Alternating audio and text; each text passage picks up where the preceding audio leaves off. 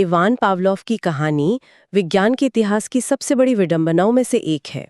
क्या आपको पता है कि पावलोव मूल रूप से कोई मनोवैज्ञानिक थे ही नहीं? हाँ, ये बहुत कम लोग जानते हैं। वो असल में एक रूसी फिजियोलॉजिस्ट थे। उनका जन्म 1849 में हुआ था और शुरुआत में उनका परिवार चाहता था कि वे एक पादरी बने। ओह वाओ, एक पादरी! जी हाँ, उन्होंने बाकायदा एक थियोलॉजिकल सेमिनरी में अपनी पढ़ाई भी शुरू कर दी थी। लेकिन फिर उनके हाथों चार्ल्स डार्विन की किताबें लग गईं और बस उनका पूरा विश्व दृष्टिकोण बदल गया। उनका रुझान धर्म से हटकर पूरी तरह से विज्ञान की ओर हो गया। और ये कोई छोटी-मोटी वैज्ञानिक यात्रा नहीं थी। 1904 में उन्हें नोबेल पुरस्कार से सम्मानित किया गया था। लेकिन दिलचस्प बात यह है कि ये पुरस्कार उन्हें मनोविज्ञान के लिए नहीं मिला था। बिल्कुल नहीं, उन्हें ये पाचन तंत्र या डाइजेस्टिव सिस्टम पर उनके शोध के लिए मिला था। वे प्रयोगशाला में ये अध्ययन कर रहे थे कि जब खाना पेट में जाता है तो लार ग्रंथियां और पेट के एसिड कैसे काम करते हैं। उनका पूरा फोकस पाचन की रासायनिक प्रक्रिया पर था, दिमाग पर नहीं। अगर इसकी तुलना की जाए तो ये कुछ ऐसा था जैसे कोई प्लम्बर किसी घर में पानी की पाइपलाइन ठीक करने जाए और पाइपों को देखते देखते अचानक से बिजली के तारों का एक बिल्कुल नया नियम खोज निकालें। पावलोव पाचन का अध्ययन कर रहे थे और गलती से उन्होंने सीखने का सबसे बड़ा नियम खोज लिया। यह विज्ञान के इतिहास के सबसे बेहतरीन एक्सीडेंट्स में से एक है। और ये एक्सीडेंट तब हुआ जब पावलोव कुत्तों की लार ग्रंथियों का बड़ी बारीकी से अध्ययन कर रहे थे। उन्होंने एक बहुत ही अजीब पैटर्न नोटिस किया। वो पैटर्न क्या था? देखिए, प्रयोग के अनुसार कुत्ते के मुंह में खाना जाने के बाद लार आनी चाहिए थी, लेकिन पावलोव ने देखा कि कुत्ते खाना देखने से पहले ही लार टपकाने लगे थे। यहाँ तक कि जिस कमरे में प्रयोग हो रहा था उसमें लैब असिस्टेंट के कदमों की आहट सुनते ही कुत्तों की लार टपकने लगती थी। पावलोव ने इस अजीबो-गरीब घटना को साइकिक सिक्रीशन का नाम दिया। ज्यादातर लोग शायद इस साइकिक सिक्रीशन को अपने प्रयोग में एक रुकावट मानकर नजरअंदाज कर देते, लेकिन पावलोव ने ऐसा नहीं किया। यही एक सच्चे वैज्ञानिक की पहचान है। पावलोव ने अपनी मूल रिसर्च को रोककर इस नई घटना को टेस्ट करने का फैसला किया। और यहीं पर हमारे स्रोतों में एक बहुत ही आकर्षक चीज का जिक्र मिलता है जिसे टावर ऑफ साइलेंस कहा गया। पावलोव ये सुनिश्चित करना चाहते थे कि कुत्ते किसी और बाहरी चीज से प्रभावित न हो, इसलिए उन्होंने एक विशेष इमारत बनवाई। हाँ, टावर ऑफ साइलेंस रिसर्च में सटीकता की एक बहुत बड़ी मिसाल है। पावलोव ने एक ऐसी इमारत बनवाई जिसकी दीवारें बेहद मोटी थी। बाहर की कोई आवाज, कोई कंपन या कोई गंध अंदर नहीं आ सकती थी।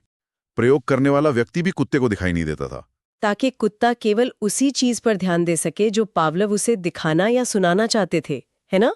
एकदम सही, जैसे कि एक मेट्रोनोम या घंटी की आवाज। इसके अलावा उन्होंने लार की एक एक बूंद को मापने के लिए फिस्टुला और काइमोग्राफ जैसे जटिल उपकरणों का उपयोग किया। ये कोई जादू नहीं था, ये पर्यावरण के संकेतों के आधार पर मस्तिष्क की भविष्यवाणियों का एक बहुत ही कठोर वैज्ञानिक माप था। तो मस्तिष्क एक तरह से पर्यावरण को पढ़ रहा था। बिल्कुल, कुत्ते के दिमाग ने यह पैटर्न पढ़ लिया था कि कदमों की आहट का सीधा मतलब है खाना। उसका शरीर उस भविष्य के खाने के लिए वर्तमान में ही खुद को तैयार कर रहा था। अब यहाँ से हम उन तकनीकी शब्दों की तरफ बढ़ते हैं जो सीधे परीक्षाओं में पूछे जाते हैं और अक्सर छात्र इन शब्दों में बहुत उलझ जाते हैं। सबसे पहला है अनकंडीशन्ड स्टिमुलस यानी यूसीएस। हाँ, इसे समझना बहुत जरूरी है। अगर हम रोजमर्रा की जिंदगी का एक उदाहरण लें तो मान लीजिए कोई इंसान नींबू काटता है और उसकी कुछ बूंदें अपनी जीभ पर रखता है। खट्टापन महसूस होते ही मुंह में तुरंत पानी आ जाता है। ये जो नींबू है वो यूसीएस है, एक प्राकृतिक उद्दीपक। बहुत अच्छा उदाहरण है। अनकंडीशन्ड स्टिमुलस वो उद्दीपक है जो बिना किसी पूर्व अनुभव या ट्रेनिंग के स्वचालित रूप से एक प्रतिक्रिया पैदा करता है। इसे सीखना नहीं पड़ता। पावलोव के प्रयोग में भोजन वो यूसीएस है, और इसके जवाब में जो प्राकृतिक प्रतिक्रिया होती है उसे अनकंडीशन्ड रिस्पॉन्स या यूसीआर कहते हैं। जैसे नींबू के रस से मुंह में पानी आना या कुत्ते का भोजन देखकर लार टपकाना। ये पूरी तरह से जन्मजात और रिफ्लेक्सिव है। तो भोजन यानी यूसीएस और लार आना यानी यूसीआर, ये एक प्राकृतिक जोड़ी है। इसके बाद पावलोव ने इस पूरे समीकरण में एक नई चीज पेश की, एक घंटी की आवाज। सही कहा। और सामान्य स्थिति में एक कुत्ते के लिए घंटी की आवाज को कोई मतलब नहीं होता। वो आवाज सुनकर अपने कान खड़े कर सकता है, लेकिन उसके मुंह में पानी नहीं आएगा। तो शुरुआत में ये घंटी एक न्यूट्रल स्टिमुलस यानी एनएस होती है। राइट, एकदम राइट। न्यूट्रल का मतलब ही है कि इसका उस प्रतिक्रिया से यानी लार आने से कोई लेना देना नहीं है। लेकिन असली जादू तब शुरू होता है जब कंडीशनिंग की प्रक्रिया शुरू होती है। तो पावलव ने असल में किया क्या? उन्होंने पहले घंटी बजाई यानी एनएस और उसके तुरंत बाद कुत्ते को भोजन दिया यानी यूसीएस। जब ये प्रक्रिया बार बार दोहराई गई तो वो घंटी जो पहले बिल्कुल न्यूट्रल थी उसने एक नया रूप ले लिया। अब वो कंडीशन्ड स्टिमुलस या सीएस बन गई।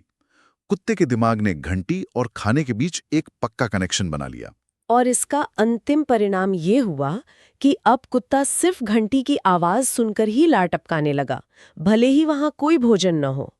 इस नई प्रतिक्रिया को कंडीशन्ड रिस्पॉन्स यानी सीआर कहा गया। लेकिन यहाँ मेरे दिमाग में एक सवाल आता है जो अक्सर बहुत से छात्रों को भी भ्रमित करता है। पूछिए। क्या यूसीआर यानी भोजन देखकर लार आना और सीआर यानी घंटी सुनकर लार आना दोनों शारीरिक रूप से बिल्कुल एक ही चीज नहीं है? दोनों ही स्थितियों में बस लार ही तो टपक रही है। फिर परीक्षाओं में इन्हें अलग अलग नाम क्यों दिए गए हैं? ये परीक्षा के दृष्टिकोण से बहुत ही महत्वपूर्ण बिंदु है। ये सच है कि शारीरिक प्रतिक्रिया बिल्कुल एक ही है, लार टपकना। लेकिन विज्ञान में इन दोनों को अलग अलग नाम इसलिए दिए गए हैं क्योंकि इन्हें पैदा करने वाला ट्रिगर बदल गया है। अच्छा, ट्रिगर बदल गया है। हाँ, जब लार भोजन की वजह से आती है तो वो एक अनकंडीशन्ड रिफ्लेक्स है यानी यूसीआर। शरीर बस अपनी प्राकृतिक बनावट के अनुसार काम कर रहा है। लेकिन जब वही लार घंटी की वजह से आती है तो वो एक सीखी हुई भविष्यवाणी का परिणाम है यानी सीआर।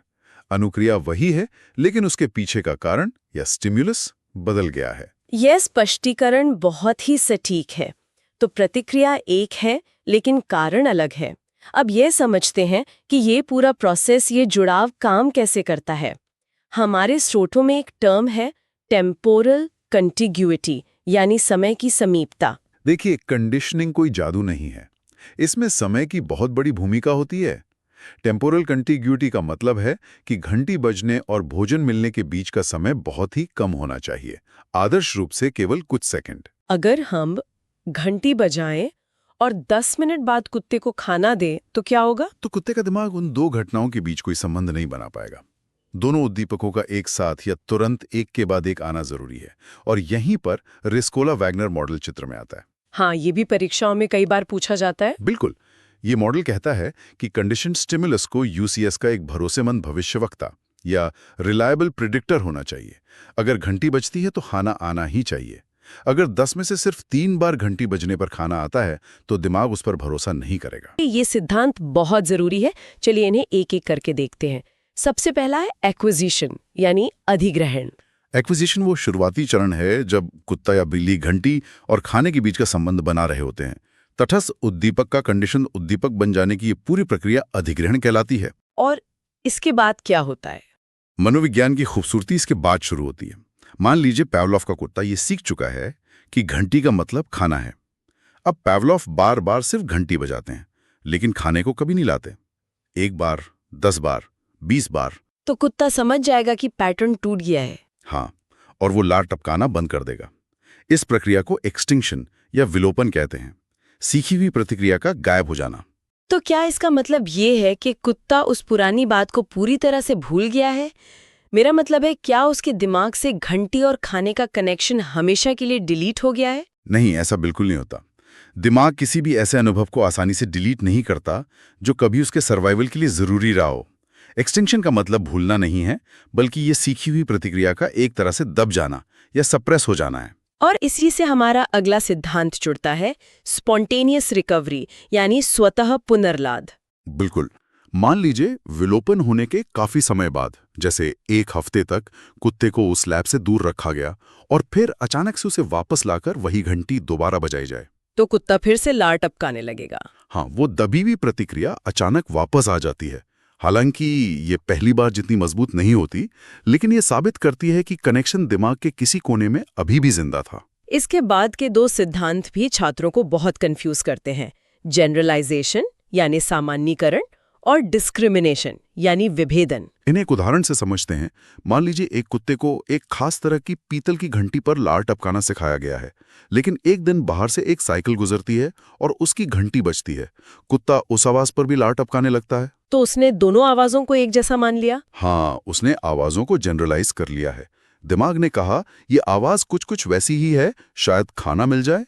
मिलती जुलती चीजों पर एक जैसा व्यवहार करना सामान्यीकरण है। लेकिन अगर हम उसे सिर्फ उस विशिष्ट पीतल की घंटी पर खाना दें और साइकिल की घंटी या किसी बजर की आवाज पर कभी खाना न दें, तो क्या होगा? तो धीरे धीरे कुत्ता उन आवाजों के बीच का अंतर समझ जाएगा। वो केवल असली घंटी पर लार टपकाएगा और बाकी आवाजों को इग्नोर करेगा। इसे डिस्क्रिमिनेशन यानी विभेदन कहते हैं। तो केवल असली और नकली घंटी की आवाज में फर्क करना सीख जाना विभेदन है। ये बहुत ही क्लियर हो गया। अब इस पूरे विज्ञान को हम एक क्लासरूम में कैसे लागू कर सकते हैं? एक भावी शिक्षक को ये सब क्यों जानना चाहिए? एक शिक्षक के लिए इसके अनुप्रयोग बहुत ही महत्वपूर्ण हैं। आप कक्षा का पूरा माहौल इससे बदल सकते हैं। मान लीजिए एक शिक्षक हमेशा मुस्कुराते हुए कक्षा में प्रवेश करता है, बच्चों की बातों को ध्यान से सुनता है, तो वो शिक्षक की मुस्कान एक CS बन जाती है। बिल्कुल। और धीरे धीरे उस शिक्षक का कक्षा में आना बच्चों के दिमाग में खुशी और सुरक्षा की भावना यानी CR पैदा कर देता है। बच्चे उस विषय को भी पसंद करने लगते हैं। और इसका उल्टा प्रभाव भी तो हो सकता है ना? हाँ। अगर कोई शिक्षक हमेशा चिल्लाता है या सजा देता है, हाँ। तब उस शिक्षक की शक्ल या उसके जूतों की आवाज भी बच्चों के दिल में डर पैदा कर सकती है। बच्चा स्कूल जाने से कतराने लगता है और यहीं से फोबियाज या डर की बात आती है। हाँ। हमारे स्रोतों में एक बहुत ही प्रसिद्ध प्रयोग का जिक्र है, लिटिल एल्बर्ट प्रयोग, जो वॉटसन ने किया था। ये प्रयोग डर की कंडीशनिंग को बहुत गहराई से समझाता है। वॉटसन ने एक 9 महीने के बच्चे एल्बर्ट को एक सफेद चूहा दिखाया, जो शुरुआत में एक न्यूट्रल स्टिमुलस था। बच्चा चूहे से नहीं डरता था। लेकिन फिर वॉटसन ने एक बहुत ही तेज और डरावनी आवाज का इस्तेमाल किया, जो UCS थी। हाँ, जब भी बच्चा चूहे को छूने जाता, वॉटसन पीछे से एक लोहे की छड़ पर जोर से हथौड़ा मारते। वो तेज आवाज बच्चे को डराती थी, जो UCR था। और बस कुछ ही बार ऐसा करने के बाद एल्बर्ट के दिमाग ने चूहे और उस खौफनाक आवाज के बीच संबंध बना लिया। अब एल्बर्ट सिर्फ उस सफेद चूहे को देखकर ही बुरी तरह रोने लगा। बिल्कुल। चूहा जो पहले एक खिलौना था, अब खौफ का प्रतीक यानी CS बन गया था। ये इस बात का स्पष्ट उदाहरण है कि कैसे हमारे कई डर सीखे हुए होते हैं। तो चलिए परीक्षा के दिन के लिए इन सभी बातों को समेटते हैं। जो छात्र सुन रहे हैं, उनके लिए मुख्य MCQ ट्रैप्स कौन से हैं? सबसे बड़ी गलती जो छात्र अक्सर करते हैं वो है न्यूट्रल स्टिमुलस और कंडीशन्ड स्टिमुलस के बीच के अंतर को लेकर कंफ्यूज होना।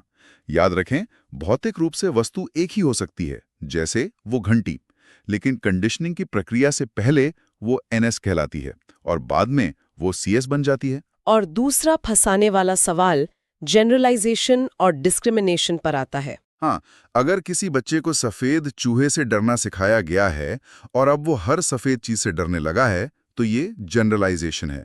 लेकिन अगर वो सिर्फ चूहे से डरता है और खरगोश से नहीं, तो ये डिस्क्रिमिनेशन है। और एक्सटिंक्शन का मतलब सब कुछ भूल जाना नहीं है, बल्कि प्रतिक्रिया का दब जाना है, जो बाद में स्पॉन्टेनियस रिकवरी के रूप में वापस आ सकती है। सटीक। ये वो कीवर्ड्स हैं जो आपको परीक्षा में विकल्पों को सही से चुनने में मदद करेंगे। तो इस सब का असल मतलब क्या है?